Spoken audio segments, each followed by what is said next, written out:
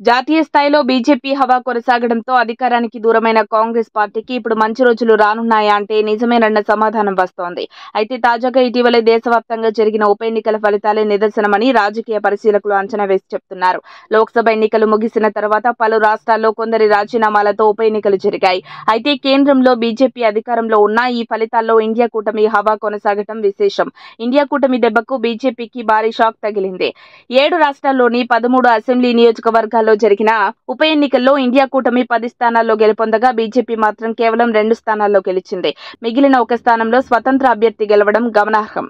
కాంగ్రెస్ నేతృత్వంలోని ఇండియా కూటమి గెలిచిన 10 స్థానాల్లో టీఎంసీ కాంగ్రెస్ చెరో 4 స్థానాల్లో, డీఎంకే ఆప్ ఒక్కొక్క స్థానంలో విజయం సాధించింది. హిమాచల్ ప్రదేశ్లో బీజేపీలో చేరిన 3 స్వతంత్ర అభ్యర్థుల రాజీనామాతో ఈ ఉప ఎన్నికలు అనివార్యమయ్యాయి. ఈ ఎన్నికల్లో కాంగ్రెస్ పార్టీ 2 స్థానాల్లో గెలవడం విశేషం. అలాగే బీజేపీ సిట్టింగ్ స్థానమైన ఉత్తరాఖండ్లోనూ కాంగ్రెస్ 2 స్థానాలను కైవసం చేసుకుంది. ఇక పంజాబ్లో ఆప్కి చెందిన నేత శీతల్ అంగురల్ రాజీనామా చేసి మార్చి 27న బీజేపీలో చేరారు. దీంతో ఈ ఎన్నికల్లో బీజేపీ నేత శీతల్ అంగురల్పై ఆప్ నేత మోహిందర్ భగత్ విజయం సాధించారు. ఈ ఫలితాలతో జాతీయ స్థాయిలో మారుతున్న రాజకీయాలను అంచనా వేస్తున్నారు పరిశీలకులు.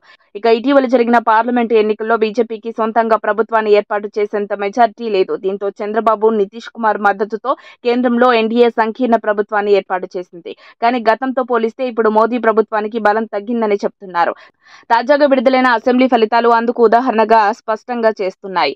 ఇదే విషయాన్ని రాహుల్ గాంధీ ట్విట్టర్ వేదికగా తెలిపారు. గత 10 ఏళ్లలో బీజేపీ సృష్టించిన భయాన్ని, భ్రమలను ఓటర్లు తిప్పికొడుతూ తీర్పు ఇచ్చారని ప్రతిపక్ష నేత ఎంపీ రాహుల్ గాంధీ తెలిపారు. ప్రజలు ఇండియా కూటమి పక్షాన ఉన్నారనడానికి ఈ ఫలితాలు నిదర్శనమని కాంగ్రెస్ అగ్రనేత రాహుల్ గాంధీ ధీమా వ్యక్తం చేశారు. అప్డేట్స్ కోసం మా కాయ్ టీవీని సబ్స్క్రైబ్ చేసుకోండి. మా వీడియో కనుక మీకు నచ్చినట్లయితే లైక్ చేయండి, షేర్ చేయండి. మీ విలువైన అభిప్రాయాలను కామెంట్ బాక్స్లో తెలియజేయండి.